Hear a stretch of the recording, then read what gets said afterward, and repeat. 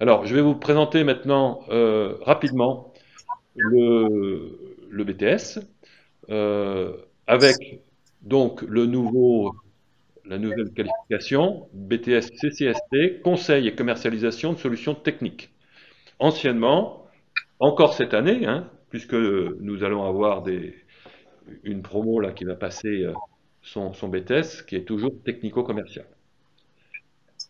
Alors, donc vous avez dû voir et vous avez vu sur Parcoursup que vous avez un certain nombre de BTS commerciaux, comme le BTS MCO, le BTS NDRC, qui sont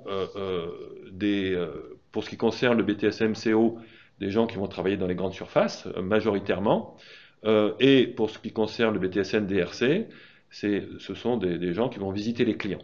Alors nous-mêmes, notre spécificité, c'est quoi? C'est que nous faisons les deux, c'est-à-dire que nous avons des étudiants qui sont ou qui seront en agence, qu'on appelle des étudiants, des salariés sédentaires, dans des agences donc de vente de matériaux techniques, et nous avons aussi perspective d'aller voir le client, euh, euh, avec en plus une compétence technique particulière que n'ont pas les autres BTS. Donc une bonne partie des programmes sont consacrés à des cours de technologie, donc qui visent à acquérir une très bonne connaissance des produits techniques.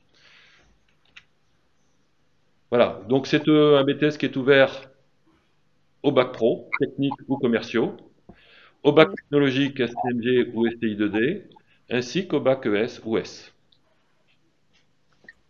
Ce qui fait que nous avons dans nos sections un, un, des représentants de différentes formations qui se complètent les uns les autres. Certains, comme les STMG, s'y connaissent plus en commerce, d'autres ont plus travaillé le côté technique, comme les étudiants de STI2D ou les bac pro techniques. Alors, donc, ce que nous voulons vous dire déjà, c'est que c'est un BTS qui ne vous enferme pas dans le bâtiment, puisque vous avez constaté, nous sommes le lycée régional du bâtiment et des travaux publics, qui est très connu par la profession, mais le BTS ouvre à différentes carrières dans le domaine de vente de produits techniques, pas uniquement du bâtiment. Donc vous n'êtes pas restreint à un secteur précis à la sortie du lycée. Bien évidemment, les axes de formation sont encore largement axés sur le génie civil et le bâtiment, mais ça va évoluer au cours des années qui viennent. Donc, en dehors des cours sur lesquels on va revenir tout à l'heure, la formation inclut 14 semaines de stage qui se déroulent en 3 périodes. En première année, donc nos étudiants arrivent dès le mois de septembre et au bout de très rapidement, ils se mettent en recherche de stage, en contact avec les milieux professionnels pour trouver un stage qui commence pour 2 semaines dans une entreprise donnée. Alors, nos terrains de stage actuellement, c'est surtout des négoces de matériaux du bâtiment, des enseignes dont vous avez peut-être entendu parler, comme Point P, la plateforme du bâtiment, Raboni et autres, qui couvrent tous les territoires français. Hein. C'est donc énormément d'emplois sur le territoire qui ne partiront pas d'ici demain. Il y a une très forte demande, une forte tension sur ces marchés qui font que nos étudiants trouvent facilement un emploi à la sortie du BTS.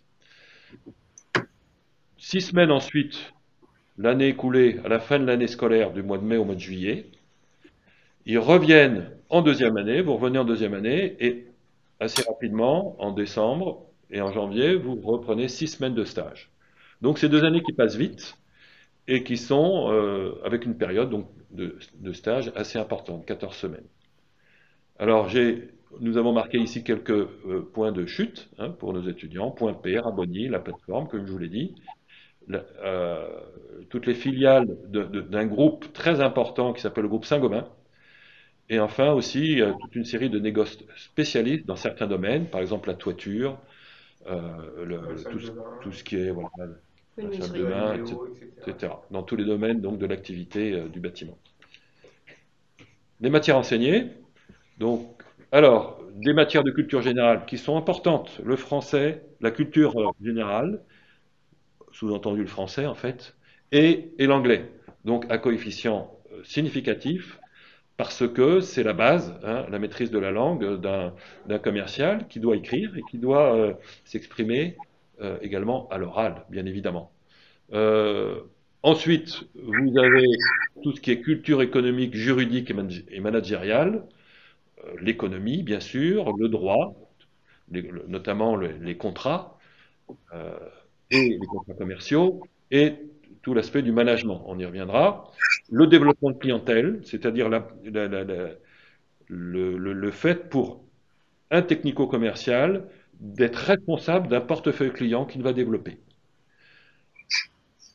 Ensuite, le management, donc concernant la gestion de l'activité à l'intérieur de l'entreprise.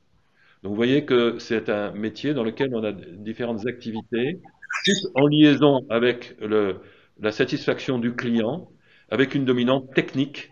Et c'est la grande spécificité, le grand intérêt que les recruteurs trouvent dans notre formation, puisque, puisqu'il y a une formation technique préalable qui les intéresse beaucoup. Les métiers, alors c'est très varié, ça dépend de l'ambition, de la volonté de chacun.